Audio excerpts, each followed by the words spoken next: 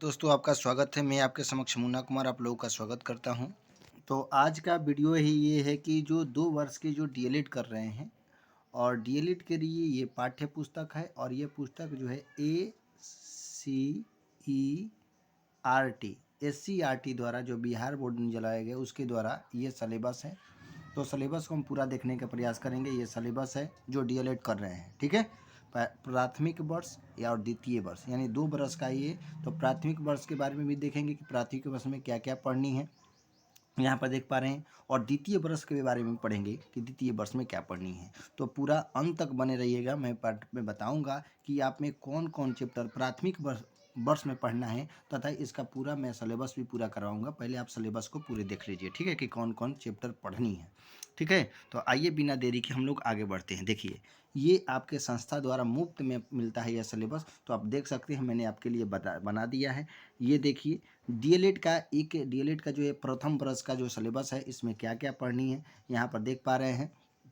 प्रथम वर्ष लिखा हुआ है। इसमें पहले F1 की बात करेंगे। F1 इस तरीके से, F1 में इकाई 1 और इकाई 2 इस तरीके से पढ़ने हैं। तो F1 में आपको पढ़ना है कि समाज, शिक्षा और पाठ्यचर्या की समझ के बारे में पढ़ना है। इसमें F1 में समाज के बारे में, शिक्षा के बारे में, पाठ्यचर्या के बारे में, समझ के बारे में पढ़नी है। तथा इकाई 1 में जो है समाज में, शिक्षा में की बात करें तो बच्चे तथा बचपन और समाज के बारे में चर्चा करनी है इसमें इकाई 1 में, ठीक है। हम पूरा आपको पूरा बताने का प्रयास करेंगे, कोई दिक्कत नहीं होनी चाहिए। यहाँ पर 4 टॉपिक दिए गए हैं, बच्चे तथा बचपन और सामाजिकरण और उनकी समझ और बच्चे की सामाजिकरण की बात करेंगे और बालक के अधिकारों के संदर्भ में बात करेंगे भूमिका में। इकाई जो 2 है, इकाई 2 यहाँ पर दिखाई दे रहा है, इसमें विद्यालय और सामाजिकरण के बारे में चर्चा करेंगे। इसमें जो भी बातें होंगी हम अब बारीकी से सबको समझाने का प्रयास करेंगे। अगर सिलेबस आपको समझ में आया होगा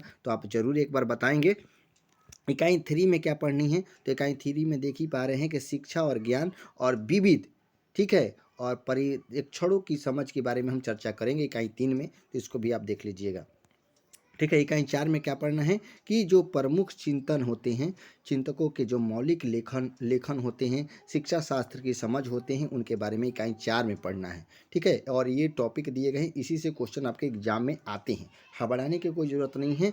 मैं थोड़ा सा आपको फास्ट इसलिए बता रहा हूँ कि जल्दी जो वीडियो लोग जो देखने के लिए ना व्याकुल होते हैं, और जिसको जाना होता है जाइए, पहले पूरा वीडियो को देखिएगा तो पूरा समझ में आएगा, ये मैं आपसे वादा करता हूँ, ठीक है। इसके बाद इकाई 4 के बाद आपको देखना पड़ेगा, इकाई 4 में इतने दिए हैं। इकाई 5 में जो है पाठ्यचर्या की समझ और बच्चे तथा समाज के संदर्भ में बात करेंगे। ये F1 की बात करेंगे।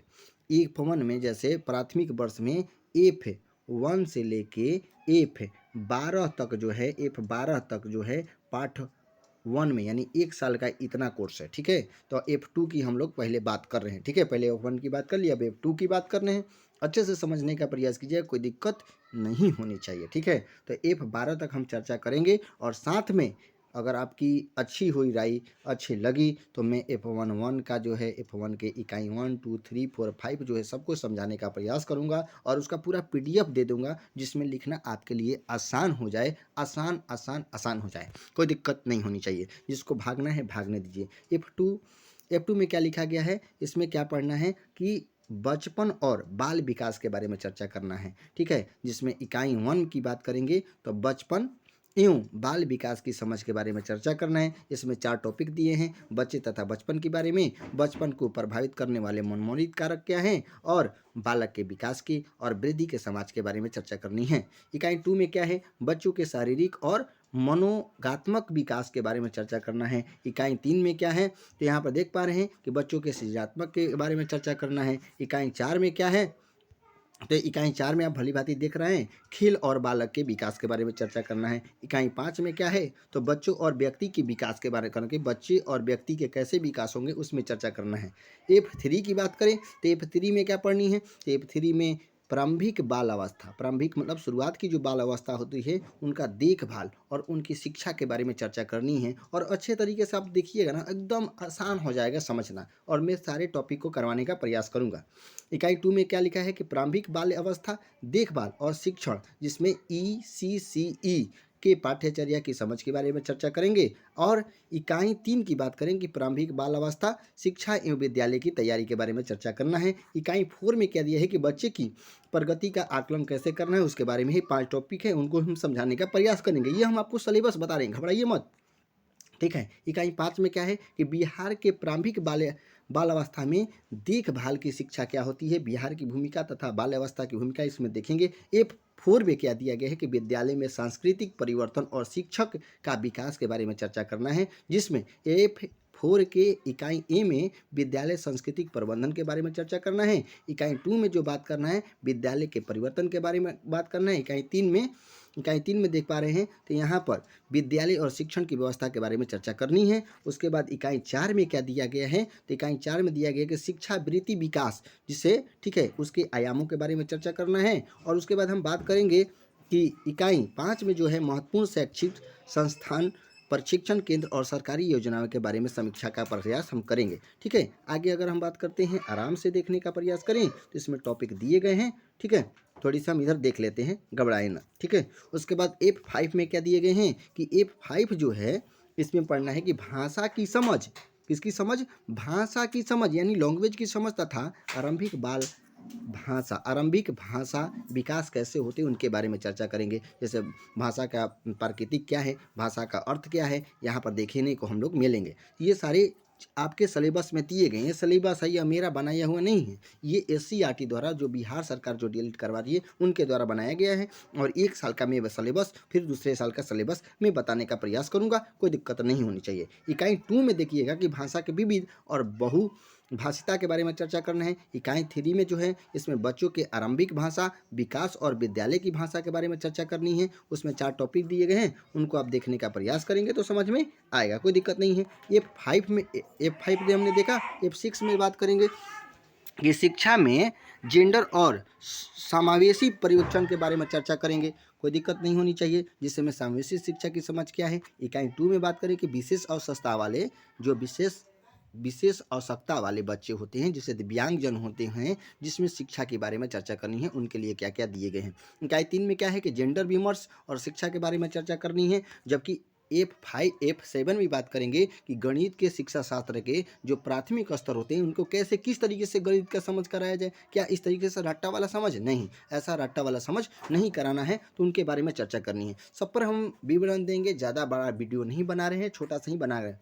अभी आप यहाँ तक पहुँच गए हैं तो आपको बहुत बहुत धन्यवाद। पूरा वीडियो देखने के लिए आपका बहुत बहुत धन्यवाद। आप देख के रहिए और बताइएगा कैसा लगा। इकाई 2 में क्या पढ़ना है कि प्रारंभिक स्तर और गणित आधारित उद्देश्य के बारे में, पाठ्यचर्या के बारे में चर्चा करेंगे। और उसके बाद आगे हम बढ़ने का प्रयास करते हैं। यहाँ पर देखिएगा इकाई 3 में कि संख्या और संख्या की सक्रिय भूमिका के बारे में चर्चा करेंगे। इकाई जो है 4 में बात करेंगे कि मापन एवं आंकड़े के बारे में चर्चा करेंगे। उसके बाद बात करेंगे कि F8 में क्या है कि हिंदी शिक्षण शास्त्र के बारे में चर्चा करेंगे। और ये प्राथमिक स्तर पर, प्राथमिक स्तर का मतलब 1 से लेकर 5 तक की बात करेंगे, प्राथमिक स्तर पर देखने को मिलता है, तो इसमें चर्चा करेंगे, कोई दिक्कत नहीं होनी चाहिए। जबकि इकाई 2 में प्राथमिक स्तर पर हिंदी पाठ्यचर्या पाठ्य पुस्तक के बारे में चर्चा करेंगे। इकाई 3 में भाषाई क्षमता वाले विकास को सुनने में और बोलने में क्षमता की बात करेंगे। उसके बाद हम बात करेंगे कि इकाई जो 4 है इसमें पढ़ने की क्षमता और विकास के बारे में चर्चा करेंगे। हम पूरा आपको ये दिखा दे रहे हैं, कोई दिक्कत नहीं होनी चाहिए। इसके बाद हम बात करेंगे F9 में बात करेंगे कि जिसमें इसमें इंग्लिश जो दिए गए हैं, कंटेंट बहुत ही अच्छे दिए गए हैं। तो आप देख सकते हैं कि नीड एंड यहाँ पर इंपॉर्टेंस जो बात करेंगे, इंग्लिश की लैंग्वेज की बात करेंगे, उसके बारे में चर्चा करेंगे। यूनिट आपके दिए गए हैं जो डेवलपमेंट की बात करेंगे। और इस तरीके से इकाई के बाद आप देखिएगा F10 के बारे में दिया गया है कि पर्यावरण अध्ययन और शिक्षा शास्त्र के बारे में चर्चा करेंगे, जिसमें पर्यावरण का अध्ययन, अवधारणा, प्राकृतिक क्षेत्र क्या है, उनके उद्देश्य क्या है, इनके बारे में चर्चा करेंगे। और तथा साथ में ये देखिएगा कि जो रूपरेखा NCERT द्वारा जो चलाई गई है, ये 2005, 2008 और 2022 तक सबके हम समझाने का प्रयास करेंगे। कोई दिक्कत है, ज़्यादा हम फास्ट बोल रहे हैं तो माफ़ी चाहेंगे। आपकी अनुसार अगर कहिएगा तो स्लो भी हो जाएंगे, कोई दिक्कत नहीं होनी चाहिए। यहाँ पर लिखा है कि पर्यावरण का अध्ययन के संदर्भ में हमारे बच्चे का परिवेश कैसा होना चाहिए, उसके बारे में चर्चा करेंगे। तथा लिखा है कि पर्यावरण का अध्ययन और शिक्षण शास्त्र, जिसमें शिक्षा, अधिगम और विविधताओं के बारे में चर्चा करेंगे। पर्यावरण के अध्ययन और शिक्षण की भूमिका तथा आकलन के बारे में मूल्यांकन का प्रयास करेंगे। F12 में बात करेंगे कि सबसे पहले कला और सामवेशिक शिक्षण के बारे में चर्चा करेंगे और साथ में इस तरीके से दृश्य कला क्या होते हैं, प्रदर्शन कला क्या होते हैं, इनके बारे में कला का अनुभव और शिक्षण में सृजनात्मक प्रयोग कैसे किया जाता है, कला का सामवेशिक शिक्षण और आकलन मूल्यांकन क्या है। और इस तरीके से F12 तक पहुंच गए। F12 में आपको पढ़ना है कि शिक्षा में सूचना एवं संचार के तकनीकी बात करेंगे, जिसे हम ICT के बारे में हम लोग चर्चा करेंगे। और इस तरीके से शिक्षा में सूचना एवं संचार के तकनीकी की बात करेंगे कि आजकल कितने कंप्यूटर आ गए हैं, तो उसमें कैसे मदद ले और शिक्षा में अहम भूमिका निभाया जाए। सूचना और संचार के तकनीकी विविध उपकरण कौन कौन से हैं, जैसे कंप्यूटर देखते हैं। सूचना एवं संचार के तकनीकी के अंतर्गत ये आपके रहें। यहाँ पर शिक्षण और अधिगम के इंटरनेट के माध्यम से हम बात करेंगे। आज का इंटरनेट का बहुत सारा ज़माना आ गया है और प्राथमिक स्तर पर विषयों का शिक्षण ICT का प्रयोग करेंगे। ये रहा प्राथमिक वर्ष में इतने क्वेश्चन आपको पढ़ना है। और मैं अगले जो महीना है, अभी ये चल रहा है जनवरी, फरवरी, मार्च चल रहा है और मार्च में बेहतर अप्रैल में आपका पूरा एग्जाम है, तो मैं मार्च में ही पूरा आपका सिलेबस कंप्लीट करवा दूंगा। अगर आपको समझ में आ रहा होगा तो, अगर यस लिखिएगा तो कंप्लीट चालू होगा, नहीं लिखिएगा तो नहीं चालू होगा, आपके अनुसार।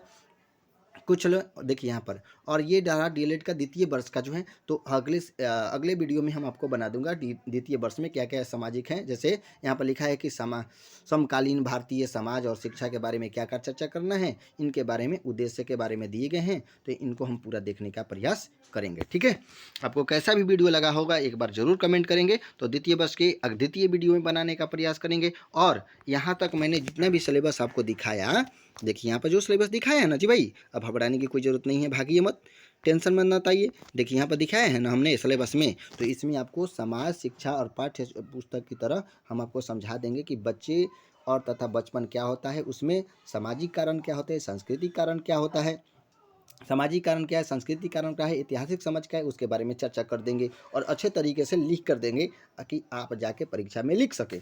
यहाँ तो कोई समस्या है, कोई दिक्कत है तो आप ज़रूर कमेंट करेंगे। चलिए फिर मिलते हैं नेक्स्ट वीडियो में। नमस्कार।